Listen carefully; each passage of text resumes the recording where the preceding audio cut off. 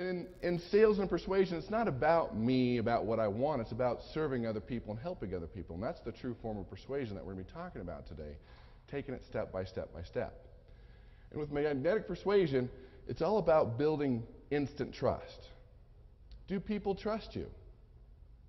Is trust at an all-time high or an all-time low? Low, isn't it? And a lot of persuaders think that people trust them, and we're doing the research and the studies, and when you meet 10 people, only 2 on average will trust you. Now, you could be a great person, a trustworthy person, and you probably are, but that doesn't mean people trust you, so we want to talk about that today. Because the reality is, it's not about force, it's not about coercion. Sure, that works in the short term. It's about long-term persuasion and influence. In fact, it reminds me of a story about the sun and the wind. They're bitter enemies. They hate each other.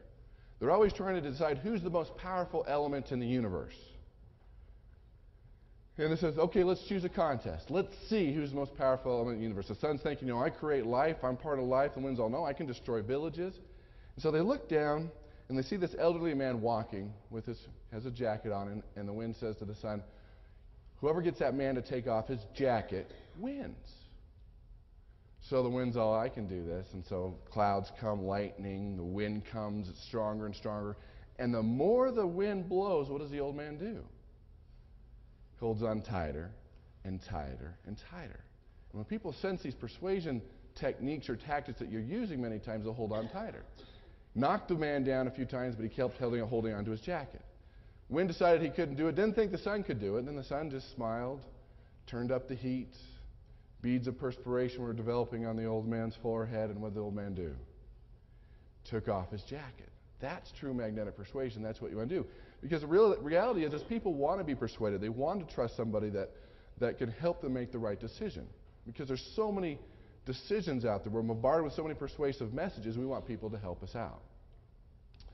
Power words. This is interesting at the Persuasion Institute that we're finding is that words make the difference. Words will either attract or repel your audience. So I'm going to talk about some words today that you should always use and words you should never use. Learning how to read people. Studies show that the greatest persuaders, this has changed, are now introverts. Introverts are now making better persuaders than experts. Why? They listen, they ask questions, they're able to read people. If you ask the right questions and do it in the right way, people will persuade themselves. Do you want to persuade them, or do you want to help them persuade themselves? You want to help them, and that's what we're focusing on. Help you persuade with confidence. How to engineer presentations. What to put into a presentation, what not to put in, the format to use. We want to spend some time talking about that today. And of course, earn what you're worth. It's a direct correlation between your ability to earn and your ability to persuade, to communicate, to talk to people, to motivate people, and even to persuade yourselves. That's what we want to focus on today as we talk about the world of persuasion, motivation, and influence. And I congratulate you for being here today. Sometimes some of your friends will say, oh, you're going to a seminar. Anybody have any friends like that just don't understand? This is where the magic happens, and this is where I've learned many skills, is going to the seminars and learning and taking things to the next level. My early mentor, along with Mike Ray, was Jim Rohn. Have you heard of Jim Rohn before? Incredible business philosopher. Early on, I had a great opportunity to speak with Jim Rohn. I did out when promoted to some of his seminars. And he said something to me that just changed my life. We were all going out to dinner. There was about 10 of us, and I didn't even think he knew who I was. But I got a seat real close to him just to listen. And I had some failures in my life to that point. Some things had happened. I wasn't as successful as I wanted to be. And all of a sudden, there's a lull in the conversation. He looked at me. He said, Kurt, tell me about your goals, your dreams, your aspirations. What do you want to accomplish?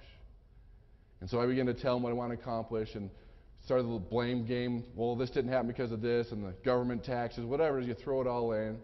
And he looked at me and he said, and this cut me like a knife, he says, Kurt, for things to change, you must change. And for things to get better, you must get better.